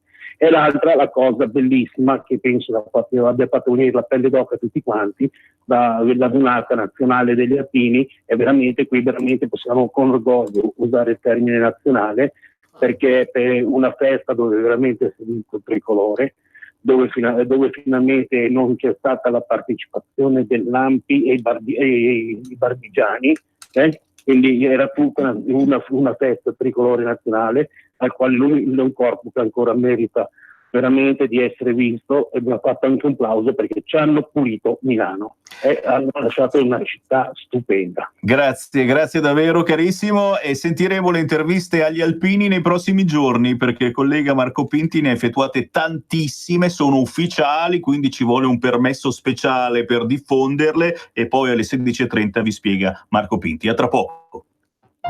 Per la tua pubblicità su Radio Padania Libera, scrivi a spot@radiopadania.net. Un nuovo modo per sostenere la tua radio. Visita www.radiopadania.net. Nella pagina principale troverai un pulsante Donazione. Ti basta un clic e potrai versare il tuo contributo volontario direttamente online. Potrai donare con ogni tipo di carta di credito, anche prepagata. Ti aspettiamo online su www.radiopadania.net. Sostieni la tua radio con il tuo contributo volontario. Radio Padania Libera. Diamo voce alla nostra gente. Messaggio per tutti gli imprenditori, gli artigiani, i commercianti, i liberi professionisti. Hai un'attività? Dei prodotti da promuovere? Prova la pubblicità sulla nostra radio. Radio Padania ha preparato per te una grande promozione per aiutarti a sostenere la tua attività a tariffe davvero straordinarie. Informati, vedrai che si può fare. Mandaci una mail all'indirizzo spot@radiopadania.net. Con Radio Padania si può fare. Infiltrato di Fanpage incontra l'imprenditore Stefano Fuso, in passato la guida di un impianto di smaltimento rifiuti del Trevigiano, ma anche il proprietario di quel residence Mimosa ad Eraclea, dove nell'estate del 2015 vennero ospitati circa 200 migranti. È proprio di questa esperienza che l'imprenditore parla nel dialogo catturato dalle telecamere di Fanpage. La prefettura paga 32 euro al giorno. Lascia perdere i 2 euro che dobbiamo dare ai profughi. Se li mettiamo lì al minor costo, tutto quanto, gestendoli e tirandoli a pallino, ti rimane dai 4 agli 8 euro al giorno a profugo. Quindi più profughi metti, più giornalmente è utile. Più ho la massa, più guadagno. Usiamo immobili che ormai non hanno nessun valore, li buttiamo dentro, sappiamo che 5-6 euro a profugo li abbiamo, su 1000 profughi sappiamo che all'anno ne facciamo 600.000 euro di utile. Considera che costa solo di mangiare 5 euro e mezzo, 6 al giorno. Non è che dobbiamo dargli il pranzo di Natale. Cioè, loro mangiano riso cotto con sugo sopra, con del pollo. Più aumenta la mia massa, più guadagno. Aumenti l'utile eliminando i servizi. Tu gli butti lì la roba, li lasci che si comportino come vogliono, te ne sbatti altamente le balle, tieni il riscaldamento al minimo, arrivi anche a 10-15 euro e qualcuno non ti li venga a controllare. Troppo ti impongono che c'è l'inserviente, se sono tanti ci vuole quello di notte, ma vai a prendere personale che era disagiato, che aveva bisogno di coso, lo assumi dal disagio. E qua io punto ad arrivare per giugno a 1 migliaio di persone. È un giro di cassa impressionante. A 1000 persone sono 12 milioni l'anno.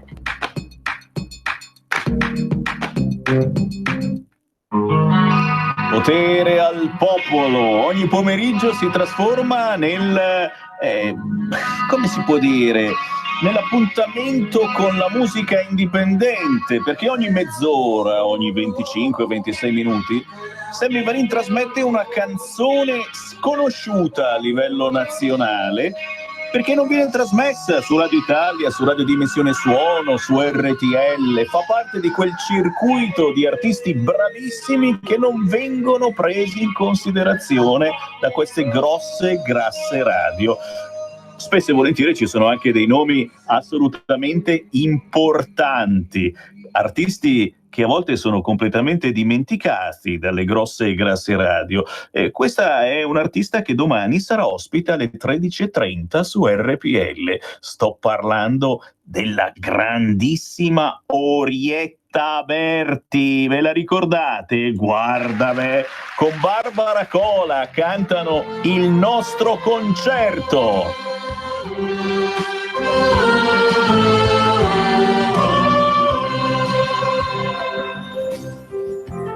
Ovunque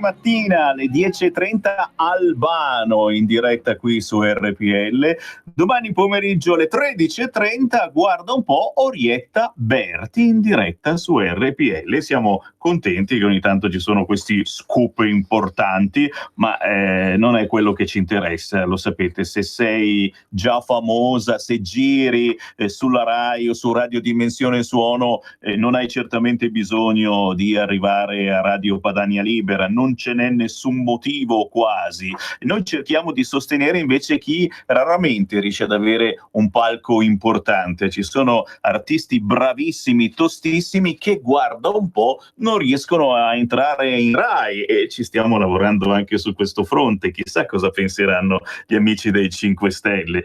Riapriamo le linee allo 0266203529. La poetessa Jana Niemi, scritto con la Ilunga A-A-N-A, Niemi. Lei è finlandese ma scrive poesie in italiano. E cosa faccio? Leggo Mona Lisa? Va bene. Dai. Speriamo Allora, che non ci sono gli errori. fa niente. Comunque una poesia sulla Mona Lisa ci vuole, e allora io vi dico: ecco il segreto dei due. Essa è da sola, solo il sorriso, ma dentro due mondi si sono incontrati, il flauto e il fuoco. Essa è il calice di Graal completo, è incinta di se stessa. Il genio della morte si è unito con il genio genio del desiderio. Il suo sorriso, la porta e la via nell'Ade. Essa è la perfezione dell'illusione del riflesso, quel mondo che gli eroi antichi non riuscivano ad acquistare. Lì cerca di scorrere il fiume dell'amore nell'ultima ora. Essa è quel cerchio dove si distrugge il seme per rinascere con una nuova forza. È il momento, la crisalide, è la parola piena dell'eternità. Fino alla morte un istante, un baleno, solo un cenno. Essa si è fermata sul confine, lì parte la farfalla del sorriso dalle sue labbra. Ragazzi, che super poesia sulla Monna Lisa! Quale meditazione salta fuori! E qui diciamo subito la nostra poetessa dove prendi ispirazione, dove vai a prendere le tue meditazioni, dove vai a pensare, perché io intervisto molto spesso i cantanti e i cantanti scrivono nei posti più strani, in treno, seduti sul gabinetto, le situazioni. Un poeta, dove va a poetare, a portare avanti questo lavoro? Sicuramente anche un poeta, come un cantante, possono venire dappertutto. Un posto vale l'altro, sì, sul treno, sì. Sull'aereo, mentre stai guidando la macchina. Sì, vale come per un cantante. Vedi? Perché nel momento in cui sei c'è anche dentro l'eternità, perciò fermandosi un attimo nel momento, lì dove sei, puoi collegarti, prendere il canale e collegarti ad un mondo. Certo. Che diciamo anche Sopra. adesso qua davanti a noi c'è un altro mondo intorno a noi, se ci concentri riesci a collegarti a... Tu lo sapevi, Lucarelli, Sì, lo sapevo. C'è tutto un mondo intorno. Adesso leggo alcune. Dunque, lei ha scritto anche una raccolta di riflessioni, come possiamo chiamarle? Pensieri, aforismi. Si chiama Le ruote, che lei ha scritto. Queste frasi sono tue o le hai tradotte? Tradotte le mie frasi. Perché le ho sentite in finlandese, li ho scritti io, sì. Quindi sono frasi tue, ok. Sì. Mi piacerebbe leggerne qualcuna, comunque a proposito del fatto che lei affermasse che appunto l'ispirazione viene in qualunque istante, sicuramente lei sente anche l'urgenza di mettere giù nero su bianco, fermare quel momento nel momento in cui le sta avendo, perché il giorno dopo già o qualche ora dopo potrebbe sfuggirle. Fermare il momento, infatti questo che quello che fa il poeta, esatto, o artista, ferma il momento, fermare il momento per lasciarlo per l'eternità. Lei mi ha detto qui nei momenti di pausa brevemente che ha letto Gurdjieff, ha approfondito questo scrittore russo, Gurdjieff, georgiano. Georgiano, Gurdjieff, sì. come lo pronunci tu? Non lo pronunci mica facile. No? Gurdjieff, adesso lo pronuncerò anch'io così. Ha approfondito meditazione, l'ha approfondita anch'io in questi ultimi anni. Mi piacerebbe leggere dalle ruote, la sua ultima pubblicazione, alcune frasi che ho letto in questo momento che mi hanno colpita, perché è molto poetica, nel senso di la lirica è sintesi, questo si differenzia rispetto alla prosa. La strada prendeva l'inizio dalla sua fine. La strada prendeva l'inizio dalla sua fine e c'è il simbolo del Tao, che non so se si riesce a inquadrare in qualche momento, perché i disegni sono anche suoi. Non mollo perché c'è un segno che ho... Questo. Esatto. Il simbolo del Tao, che è il simbolo di un cerchio, dove appunto indica questo cerchio che la fine di una situazione... Qualsiasi cosa torna a se stesso. È l'origine di un nuovo inizio, no? La fine di una cosa è l'origine di un nuovo inizio, quindi la strada prendeva l'inizio dalla sua fine. Una frase molto poetica, molto concentrata. Un'altra frase mi piace molto: l'uomo stava cadendo dall'unità divina nei vortici del mondo. Quindi l'uomo stava cadendo dall'unità divina nei vortici del mondo. Una frase quanto mai attuale, perché l'essere umano sta in questo momento derivando, andando alla deriva rispetto a se stesso, questo richiama l'unità divina, cadendo nei vortici del mondo, cioè nel mondo duale, quello che ci appare come materiale, spesso fatto di contrasti di bene e male, di giusto sbagliato, di dolore, di gioia, un mondo duale che non è la nostra vera natura. Sarebbe bello che tutti, cioè che anche chi ci sta ascoltando potesse avere la possibilità di approfondire questi concetti che possono sembrare un po' nuovi. Poi un'altra frase che mi piace molto, molto, molto: nella tua paura aspira verso la mente superiore. Nella tua paura aspira verso la mente superiore. Cosa vuol dire? Vuol dire che nel momento in cui, e solo nel momento in cui l'essere umano cade in uno stato di vera paura, di vera prostrazione, di vero profondo dolore, solo in questo momento si sviluppa una necessità così forte da spingere l'essere umano a raggiungere una mente superiore, cioè l'evoluzione spirituale. Tra l'altro lei è molto molto brava anche con i disegni, è molto brava a livello grafico, sì. E mi piace molto il tratto che lei ha, è un tratto quasi orientale, non lo so, vero? Ecco. Prima abbiamo fatto vedere un'immagine. Da una che arriva dal nord, così è una roba si particolare. vede che lei ha approfondito la spiritualità. Elena Blavatsky mi è molto cara. Lei ha una bellissima grafica, anche solo per questo meriterebbe di acquistare questo libro, oltre alle frasi che sono dense di significato. A proposito, vediamo un attimino allora cosa c'è qualche cosa di pubblicato ufficialmente da Jana Niemi, poetessa finlandese, qualche cosa che si può ordinare, che si può trovare su internet, come si può fare per trovarti? Sì, penso che sull'internet, sì, mettendo il mio nome forse si può trovare qualcosa, però comunque in Italia non ho ancora pubblicato.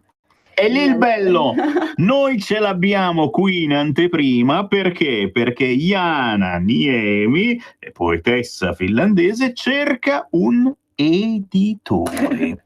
E vediamo se glielo troviamo questo editore. Sappiamo che Radio Padania ha tantissimi ascoltatori, tantissimi professionisti, e ci sono artisti di ogni calibro, di ogni tendenza, di ogni tipologia, ci sono anche molti editori, quindi Jana cerca qualcuno che li pubblichi. E in questo caso parliamo delle poesie o di che cosa?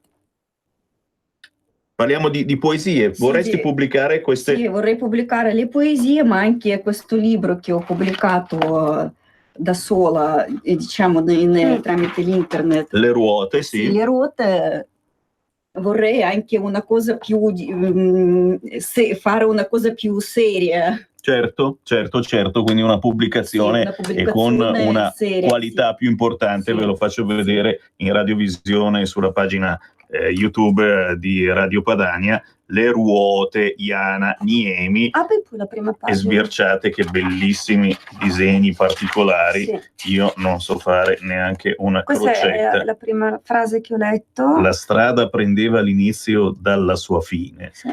Quelle robe che uno sta lì 2 ore dicendo. No, in realtà Sammy è di una semplicità imbarazzante. Ma se scrivo una roba del genere su Facebook quando c'è la mia radiovisione, basta spiegarlo in 2 parole. La strada prendeva l'inizio dalla sua fine. Cioè vuol dire che non esiste quello che concettualmente noi conosciamo come un'esperienza lineare, no? Ma che dura per sempre. Esistono tante esperienze, spesso ne finisce una, ma già dentro di sé questa fine è il seme di un nuovo inizio. Questo è il significato del Tao. Certo. Che lei giustamente ha rappresentato con il cerchio. Sono l'occhio antico dell'oracolo, vedo tutta la storia che si riflette nella mia unghia. E io che me le mangio le unghie, sono proprio da buttare via. Non mangiare le unghie più. C'è una telefonata, la sentiamo. Pronto? Sì, ciao. Buongiorno, sono Antonella e Ciao. saluto anche Valentina. Oggi riesco a sentirvi bene, dai. Ciao Antonella. Ciao Valentina. Pronto? Ci sentiamo. Pronto? Sì, noi ti sentiamo, Anto. C'è la linea un po' disturbata. Ciao Valentina. Allora, niente, no, complimenti per la trasmissione, volevo dare un suggerimento alla signora. Io mi sono collegata però solo da un quarto d'ora.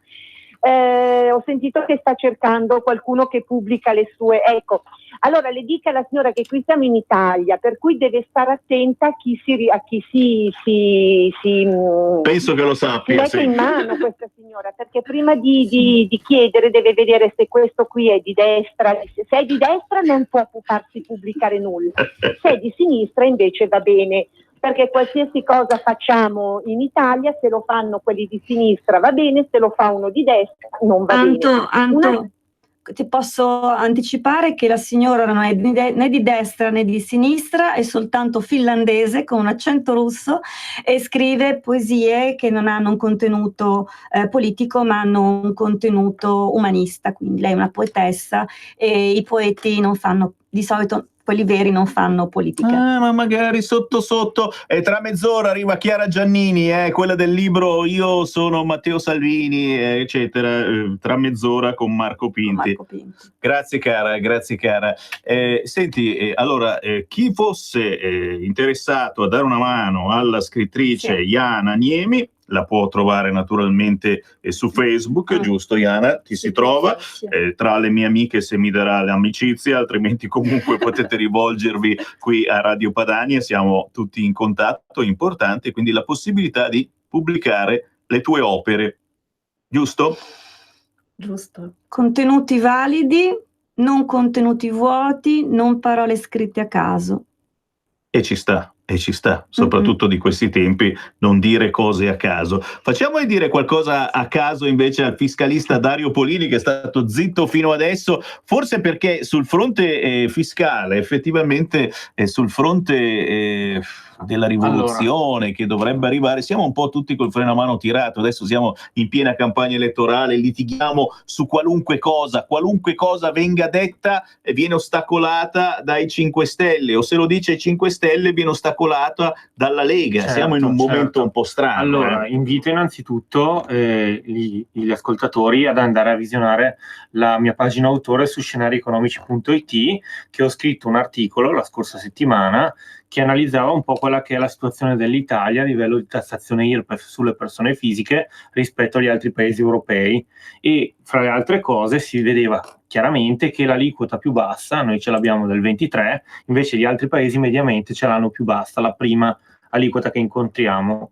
Quindi fondamentalmente è vero, noi abbiamo tutto un sistema di detrazioni, però questo tipo di situazione probabilmente penalizza molto la classe quella bassa e soprattutto quella media. Quindi diciamo, allacciandomi a questo discorso, portavo quello che era l'esempio della Spagna, dove negli ultimi anni è stata fatta una politica molto espansiva da questo punto di vista, che è andata di fatto a introdurre tutta una serie di riforme, fra cui anche un abbassamento della tassazione sulle aliquote più basse. E quindi, allacciandomi al discorso proposta flat tax fino a 50.000 euro per le famiglie, che è la cosa che abbiamo un po', diciamo, più sul piatto in questo momento, cioè quella un po' che si può più concretizzare, esprimevo ovviamente il mio parere favorevole alla cosa, ovviamente tenendo presente che bisogna comunque fare tutto un percorso per poi arrivare a questa riforma in modo diciamo adeguato, e sicuramente bisogna anche trovare i fondi per farla, perché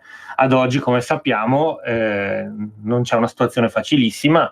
Salvini in TV settimana scorsa ha detto che i soldi probabilmente, se ci sarà una rivoluzione in Europa, verranno trovati tramite delle politiche di ricorso al debito, quindi un deficit PIL, intendiamoci, fra il 3 e il 3,5, però ad oggi, come sappiamo, lo stato attuale non è possibile farlo, perché l'Unione Europea aprirebbe una procedura di infrazione, perché abbiamo un rapporto debito generale PIL che è comunque molto alto, come ha già fatto, che è quello che purtroppo ci mette sempre in una situazione di difficoltà, perché il 3% di suo non è un qualcosa di gravissimo, perché anche la Francia quest'anno nella sua legge di bilancio sta superando ampiamente il 3%. Il problema è il rapporto assoluto debito-PIL, che è molto alto. Adesso non ricordo, però se non sbaglio siamo attorno al 135%. Qualcuno mi chiedeva ma perché in Spagna hanno potuto fare questa politica molto espansiva che ha portato a farli crescere al 2,5-3% annuo, a differenza di noi che cresciamo dallo 0,1, dallo 0,5%. La verità è che in Spagna c'era un rapporto debito assoluto PIL al 35% e loro con politiche di investimenti l'hanno portato ad essere circa il 90-95%, quindi hanno fatto degli anni addirittura dove sfioravano ampiamente il 3%, se non sbaglio un anno sono arrivati addirittura all'11%, quindi avevano molto più margine da questo punto di vista. Noi invece abbiamo questa situazione di questo debito molto pesante che ci portiamo dietro da anni e purtroppo con le regole europee possiamo fare un gran poco, perché ricordiamo che ci sono paesi come il Giappone che sono in una situazione molto peggiore della nostra come debito assoluto, ma che possono tranquillamente svalutare la propria moneta e mettere moneta sul mercato perché non hanno comunque delle regole europee a cui devono sottostare. Ci stiamo lavorando per cambiare questa Europa e dipende anche da voi cosa voterete domenica 26 maggio. Ragazzi, ci lavoriamo, ce ne dobbiamo anche andare perché c'è il deputato, signori, non abbiamo parlato del deputato. Se potevo dire un'ultima cosa, bisognerebbe secondo me studiare degli interventi macroeconomici molto concreti per questo discorso del debito, per ridurlo o anche per cercare di portare il debito in tasca agli italiani e non all'estero come attualmente, perché una buona parte è all'estero e questo purtroppo ci rende sempre sotto scacco da questo gioco spread, aumento spread e tutto quello che è il ricatto. È importante riportare il debito pubblico nelle nostre tasche. Secondo me è fondamentale che si creino delle commissioni di studio, dei gruppi di lavoro di economisti esperti per andare a cercare di risolvere questo problema o comunque in parte a migliorarlo, perché è sempre quella cosa lì che ci mette un paletto in tutte quelle che sono le nostre politiche espansive degli ultimi anni. Quindi è molto interessante per gli ascoltatori andare a guardare un articolo in cui si pone a confronto le situazioni dei vari paesi all'interno dell'Unione Europea per capire quali sono le strade che si possono percorrere e per non chiudersi in un nichilismo all'italiana che dice tanto non si può fare niente. Secondo me ce la possiamo fare, bisogna però che ci sia la volontà e bisogna mettere in campo i migliori esperti che ci sono in questo momento per poter superare questa situazione. Grazie Dario Polini, grazie Valentina Lucarelli, grazie Iana Niemi, a voi buon lavoro. Mi avete lasciato dire quest'ultimo. Ci chiudiamo con il deputato Paolo Paternò che parla di Brexit italiana. Che faranno gli italiani in quel paese se arrivasse la Brexit? A domani, grazie. Qui Parlamento. Il deputato ungaro ha chiesto di parlare il deputato Paolo Paternoster. Ne ha facoltà. Prego, a lei la parola. Grazie Presidente, membri del Governo, onorevoli colleghi. Intervengo oggi sul provvedimento che mira a convertire in legge, lo dice il testo, con modificazione del decreto legge 25 marzo 2019 recante misure urgenti per assicurare sicurezza, stabilità finanziaria e integrità dei mercati, nonché tutela della salute e della libertà di soggiorno dei cittadini italiani e di quelli del Regno Unito in caso di recesso di quest'ultimo dall'Unione Europea. Allora bisognerebbe, per cercare di fare un po' di ordine e di riassumere bene la questione, dire dove siamo partiti, perché nel corso del 2016 c'è stato un referendum nel Regno Unito che ha sancito a maggioranza, oltre il 52%, che il Regno Unito appunto dovesse uscire dalla Unione Europea. Unione Europea da quale era entrato nel 1972, di cui faceva parte, ma sapete bene che non aveva aderito a Schengen, non aveva aderito all'euro e si era tenuto stretto alla sua moneta, la sterlina, cosa che per certi versi avrebbe fatto bene anche fare l'Italia e non solo l'Italia. Dal 2016 in poi si sono succeduti parecchi incontri tra il nuovo premier inglese Theresa May e la persona incaricata dalla Comunità Europea Barnier per cercare di portare a una soluzione consensuale di Brexit in modo che non ci fossero problematiche importanti né per la Comunità Europea né per la comunità britannica. Ad oggi non si è pervenuto a questo accordo, non si è concluso nulla e c'è, lo sappiamo bene, un caos serpeggiante che ha portato nelle ultime settimane a far decidere da parte della Comunità Europea la data ultima del 31 ottobre, entro la quale si dovrà prendere una decisione risolutiva, una decisione di non ritorno, una decisione che dovrà dire appunto se la Gran Bretagna dovrà far parte ancora della Comunità Europea o meno. E c'è da dire anche che ci sono problematiche importanti, perché bisogna capire anche bene come mai il motivo principale che ha spinto la popolazione britannica a scegliere la Brexit, ma questo magari lo illustrerò dopo. Il cuore di questo decreto legge che andremo a convertire appunto parla di tematiche molto importanti e adesso volevo un attimino sintetizzarle e parlarne. Per quanto riguarda per esempio l'articolo 1, parla della tecnologia della quinta generazione, a cui bisogna dare una risposta, oppure i vari articoli dal 2 in poi, le prestazioni di servizi e delle attività in Italia da parte dei soggetti del Regno Unito, oppure degli italiani che sono presenti in Gran Bretagna. Si parla di 700.000 italiani almeno che lavorano e studiano in Gran Bretagna e di oltre 70.000 inglesi che soggiornano stabilmente da molti anni in Italia. A queste persone bisogna dare stabilità.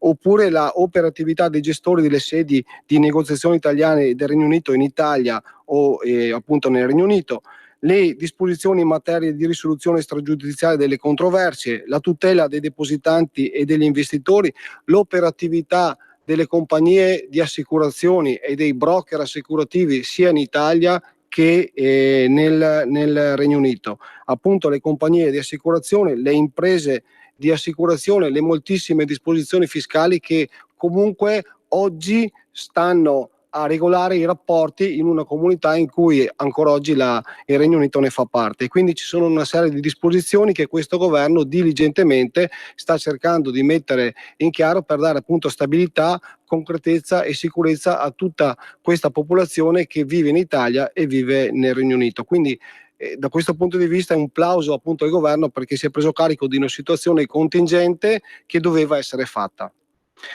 E quindi questo decreto, bene tutte le varie tematiche che sono state prese in considerazione. Sicuramente ci sarà la possibilità di integrarlo, di migliorarlo, perché comunque il contributo di tutti è sempre ben accetto, e quindi questa è la nostra volontà. Dal mio punto di vista, come Lega, vi posso assicurare anche che, ribadisco e riprendo il discorso che avevo iniziato prima, che non è che i cittadini britannici hanno votato la Brexit così in maniera leggera o comunque senza nessun motivo. Bisogna capire bene perché milioni e milioni di persone hanno deciso, dopo circa 40 anni, di uscire da una comunità europea che probabilmente non sentivano più sua, e di andare a fare un salto in una situazione che sicuramente sarebbe stata e sarà difficile, però probabilmente hanno scelto allora, 3 anni fa, il male minore, cosa che noi sicuramente capiamo e condividiamo.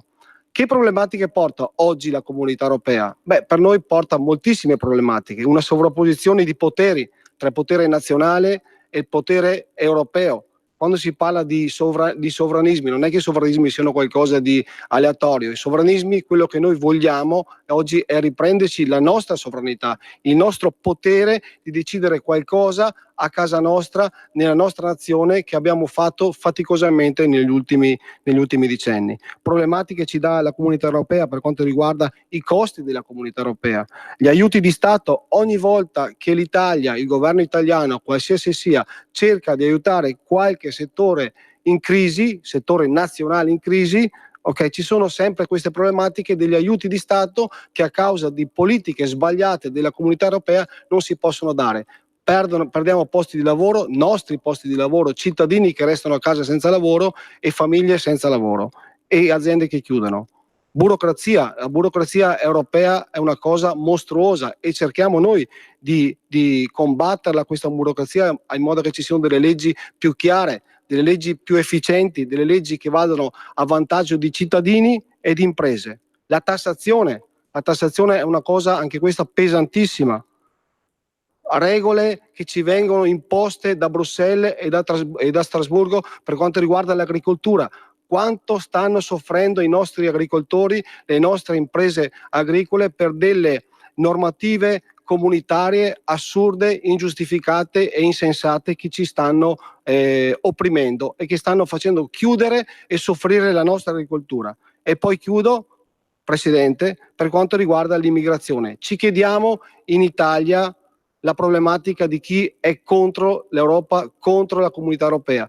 La Lega non è assolutamente contro l'Europa, non è contro la comunità europea. Noi vogliamo restare in Europa, però vogliamo restare in un'Europa più giusta, più seria e più vicina ai nostri cittadini. Perché, e chiudo, quando si parlava di immigrazione, mentre c'erano negli ultimi anni centinaia e migliaia di persone che venivano senza documenti all'interno della nostra nazione, la comunità europea che oggi ci osteggia è stata la prima a girarsi dall'altra parte e lasciare l'Italia da sola. Questa è l'Europa che noi non vogliamo e questa è l'Europa che noi vogliamo cambiare. Grazie. Qui Parlamento. Avete ascoltato Potere al Popolo.